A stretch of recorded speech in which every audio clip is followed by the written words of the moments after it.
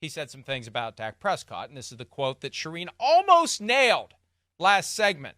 Jerry Jones was asked, with the CeeDee Lamb situation resolved, how would you characterize the Dak Prescott negotiations? Lamb wasn't here. Dak is here. So we have really no more to do in those significant things that we talk about every time we meet to have this season on go by opening day. So it'll remain like it's been. On Dak for a second, is there any indication that if you don't have something done by the opener that talks will discontinue, that they'll just focus on the season? No, not any indication of any of that. That's why I said it'll be just like it's been. What more do you need to see for Dak Prescott to give him a new contract? Well, you could easily say, if you hadn't seen it by now, you haven't seen it. And so I'm such a fan of Dak's and appreciate all of the great things that we all know that he's there. Dak's situation right now, for me, from my mirror, has more to do with our situation than it does with the merits of Dak Prescott being quarterback of the Dallas Cowboys. You know, you alluded to this last segment we were talking about hold-ins. Why would you ever hold in? Hold out. Look at the pressure it puts on Jerry Jones. Dak's here. Squeaky wheel gets the grease, baby. CeeDee's squeaking. Dak isn't. Micah isn't. He's not going to pay you until you force him to. For as much money as that guy has made, and as much as he has, and the $250 million yacht, he is not going to pay you until he has no choice but to pay you. CeeDee Lamb put him in a position where he had no choice. Dak hasn't yet. Micah hasn't yet. They both should have. I'm not saying Dak should have held out because I think Dak's in the perfect position. Yeah. I'm just going to sit back. I'm not holding out. I'm going to get ready to go have a great year.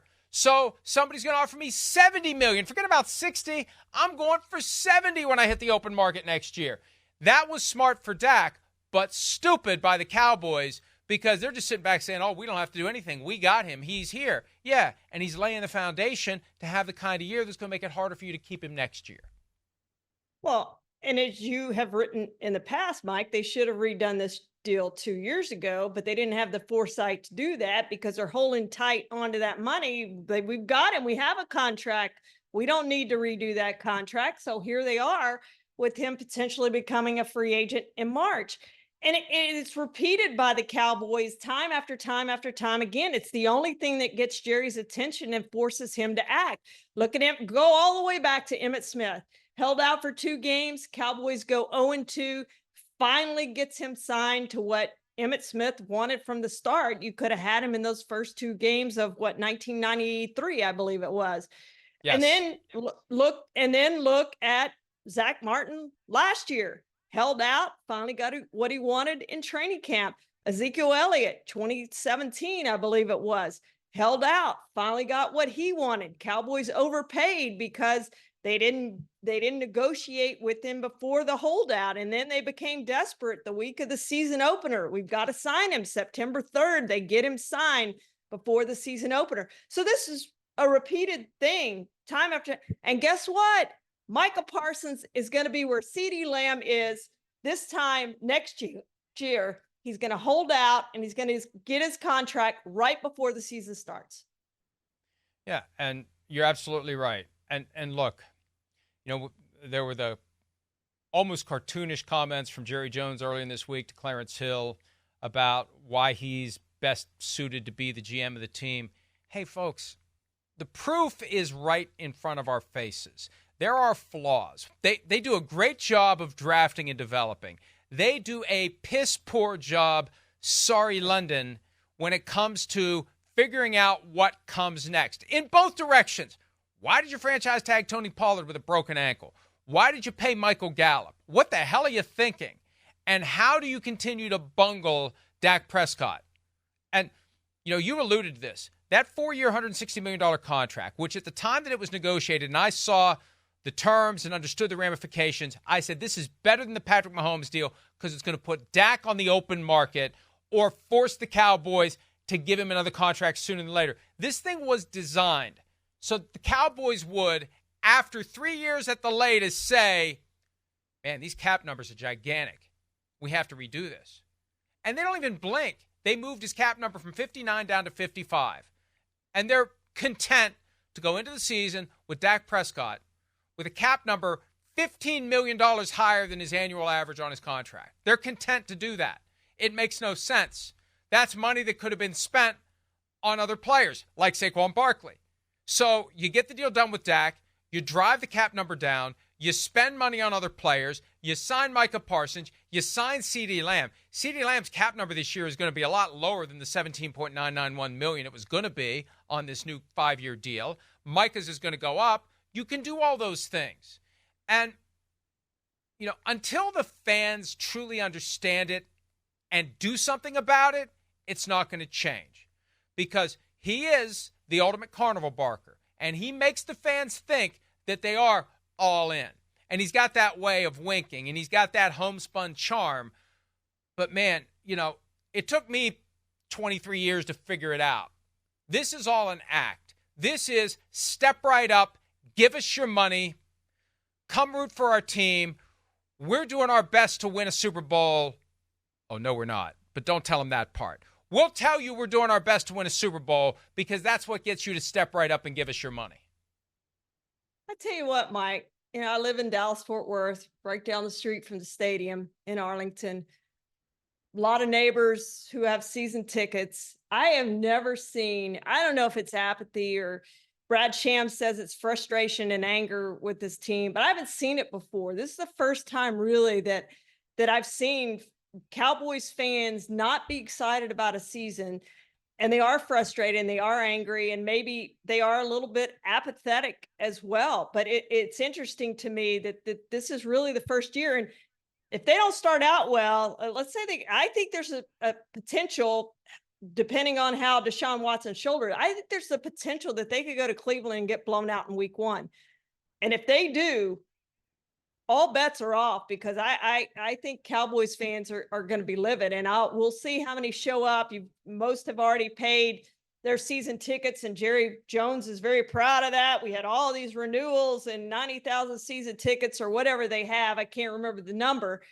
We'll see if they show up for that first home game if they go into Cleveland and get blown out. But I've never seen a Cowboys fan base for the most part like this, really not looking forward to the season and already conceding that we've got no opportunity in the postseason. Continuing with the theme of Jerry being a carnival barker, I think it was P.T. Barnum who said there's a sucker born every minute.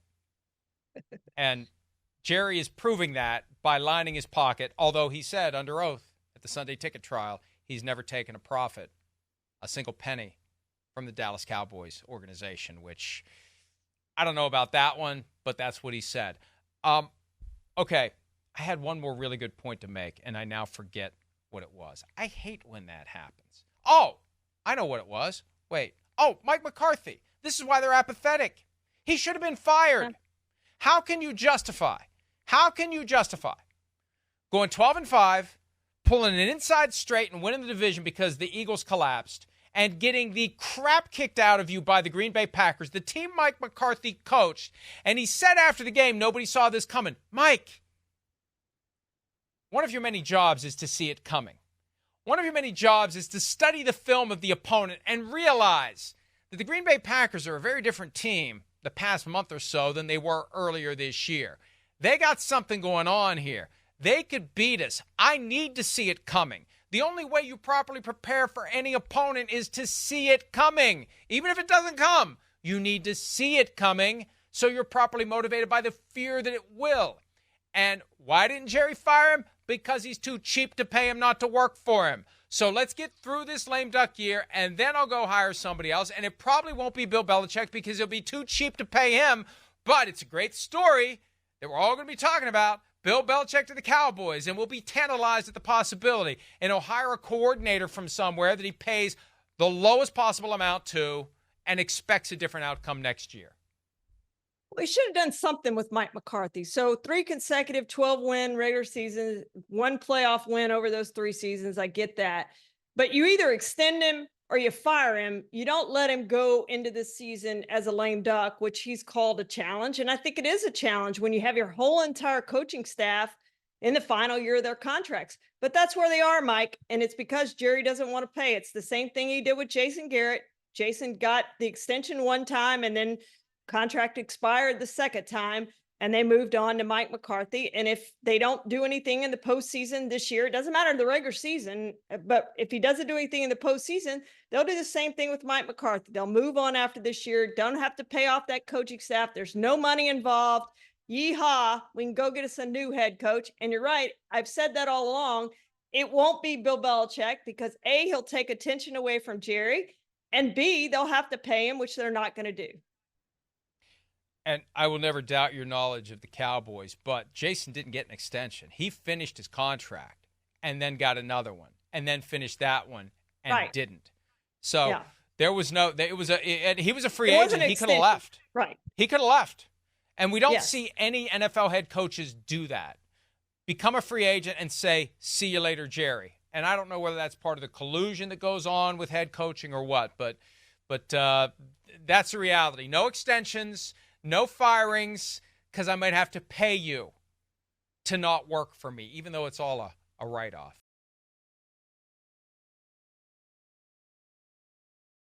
Hi, it's Mike Florio. Thanks for watching PFT on YouTube. Hit subscribe for the latest news and analysis from Pro Football Talk.